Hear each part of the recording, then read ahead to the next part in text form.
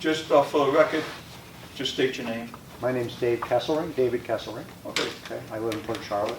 I've got two things today, but I think I can get through in 3 minutes. First one's about restoring the separation of powers in our county. In every level of American government, a takeover by bureaucrats and administration has been occurring. Politicians have been unwilling to study constitutional issues or unwilling to take responsibility for violation of the people's rights. They've delegated authority to unelected bureaucrats and even lawyers. This authority is originally delegated specifically to them by the people and for the people. Charlotte County is no exception. My proposed addition to the charter is just one small possibility to fight back this absolute change in our American representative form of government. I find it hard to believe that many voters would vote this down, as it's only a direct protection for them. In summary, my additions in this subject disallow violations of individual rights of the people and disallow redelegating legislative or judicial authority to the county attorney and or the county administrator, which is originally delegated by the voters to the commissioners and the sheriff. When we do give up some of our rights for security, we expect what is given to remain in the hands of elected officials, not unelected bureaucrats. Okay.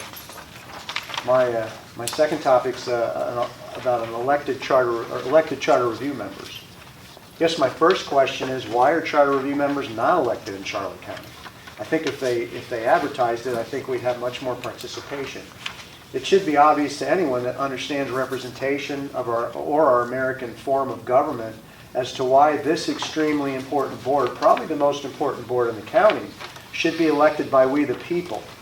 Still, I'll list a few of the many reasons for changing the charter to reflect an elected charter review board. Election offers a more direct role by we the people in potential changes to rules guiding our own county government. Many highly qualified individuals with extensive understanding of the proper function and role of government, who have almost no chance of being appointed unless they run out of spaces, would be able to run for a board position. The commissioners already have way too much power and don't represent many large cross-sections of residents of Charlotte County. Why should they also have the authority to choose those that make decisions regarding the structure of our local government for at least 6 years, if not generations? Sarasota has an elected charter review board and has much, much more participation than Charlotte County. 50 to 100 people can show up to their meetings as opposed to a few or even none in Charlotte County. As candidates are running for the Charter Review Board, communicating with voters, they're also announcing that the review meetings are occurring and even explaining what the review is all about. In Charlotte County, a large majority of residents don't even know we have a charter, It's time. unless there's a review every 6 years. There's a chance at having a much more representative group. If someone takes the time and invests the money to run for Charter Review Board, they're much less likely to leave before finishing. Please serve and protect the Dave, wrapping up. We give everyone 3 minutes. Please serve and protect the people of Charlotte County by discussing these items and adding them to the list of ballot suggestions to the county commissioner. All right, thank you. Thanks, Mike. All right, anyone else for public input? Yeah, yes, would you like to speak? Yep, I would. Yeah, come on up. Again, we limit it to 3 minutes. Understand. Just identify yourself. My name is Mike Moser. I live in Port Charlotte, Murdoch. Tonight, this is going to be extemporaneous, but full disclosure, me and Dave know each other quite well. Tonight, on the Blaze, Glenn Beck is going to talk about secession. Secession is just one of my interests. Yeah, I'm looking at lots of different things, and there's lots of different secessions, partitions, all kinds of stuff. But the idea is that our country is at each other's throats in a terrible, terrible way. And so people are looking for, just relief. It starts at the bottom, okay? It starts at the precinct level, okay? For the longest time, the rank and file, and this led to the Trump revolt, has not been represented.